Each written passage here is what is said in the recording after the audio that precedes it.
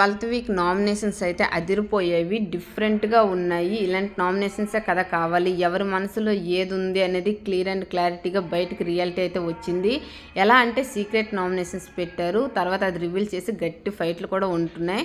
Secret nominations అందరూ వేయమన్నారని వాళ్ళ originality బయటకు తీసుకొని వేశారు. కానీ డెమోన్, పవన్, సుమన్ ఇక మారరా అనిపించింది. ఏం నామినేషన్స్, అసలుకి సిల్లీ నామినేషన్స్ చేశారు. సంజన గారు సుమన్ కోసం కెప్టెన్సీ టాస్క్లో స్టాండ్ తీసుకున్నారు, కానీ సంజన గారిని నామినేషన్ సుమన్ చేయడం నిజంగా అసలు బాగోలేదు. అదేవిధంగా సంజన గారు లాస్ట్ వీక్ చూసుకుంటే పెర్ఫార్మెన్స్గా చాలా బాగుంది. డెమోన్, పవన్ మారడా అనిపించింది. కళ్యాణ్ ఎన్నిసార్లు అయ్యా టార్గెట్ చేసి ఆ సిల్లీ పాయింట్స్తో నామినేషన్ చేస్తాం అనిపించింది. అదేవిధంగా ఎమాన్యుల్, డెమోన్, పవన్ని నామినేషన్ చేయడం కూడా నాకు నచ్చలేదు. సిల్లీ పాయింట్స్ పెట్టి నామినేషన్ చేయాలనిపించింది. నెక్స్ట్ బర్నీ గారు ఏదైతే తనుజకు నామినేషన్ చేశారో అది సరైనదా, తప్పేం లేదంటే సరైనదే, తప్పేం లేదు.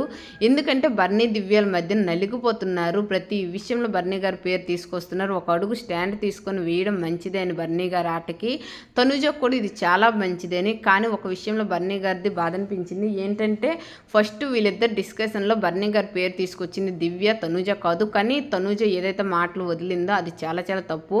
ఎందుకు బర్నీ వెనక తిరుగుతున్నావని మాట్లాడడం కానీ, వాడుకుంటున్నావు కానీ, అలాంటి మాటలు అయితే దివ్యకు అనడం చాలా బాధ అనిపించింది.